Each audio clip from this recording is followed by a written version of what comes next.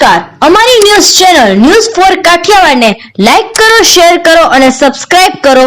News for Kathiawad. નમસ્કાર.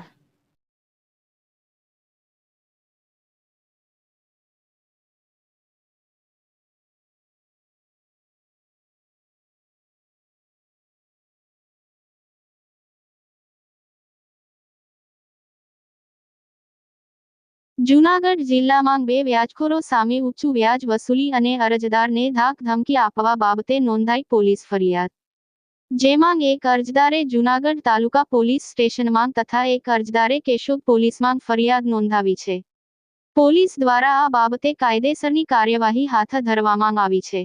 તો બીજી તરફ જૂનાગઢ અને કેશોદમાં વ્યાજખોરો બેફામ બનતા જાય છે, ત્યારે પોલીસે આવા લોકોની માહિતી એકઠી કરી તેઓ સામે કડક પગલાં લેવા જોઈએ તેવી લોકમાંગ પણ ઉઠવા પામી છે. ત્યારે જોઈએ આ બાબતે જૂનાગઢના નાયબ પોલીસ અધિક્ષક શું કહી રહ્યા છે. ગતરોજ તારીખ 13 જુલાઈ 2024ના રોજ તાલુકા પોલીસ સ્ટેશન વિસ્તારમાં વ્યાજ વટાવ નાણાધીરધાર અધિનિયમ મુજબ એક ગુનો દાખલ કરવામાં આવ્યો છે.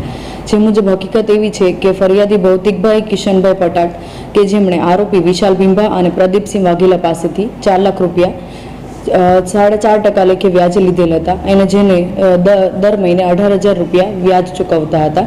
પરંતુ ભૌતિકભાઈની પરિસ્થિતિ ખરાબ હોવાના કારણે તેઓ 1 મહિનાનું વ્યાજ ચૂકવી શકેલ ન હતા, જેના કારણે આરોપી તરફથી તેમને જાનથી મારી નાખવાની ધમકી આપવામાં આવેલ હતી તથા વારંવાર ફોન કરીને તથા રૂબરૂ ધમકી આપવામાં આવેલ હતી, જેના કારણે આ ઉપરાંત હપ્તો ન ચૂકવી શકવાના કારણે આરોપીઓ દ્વારા ફરિયાદીની દુકાનમાંથી માલ સામાન ભરી લેવામાં આવેલ, જેનાથી ત્રાસીને ફરિયાદી દ્વારા તાલુકા પોલીસ સ્ટેશન ખાતે આમના વિરુદ્ધ ગુનો દાખલ કરવામાં આવેલ છે.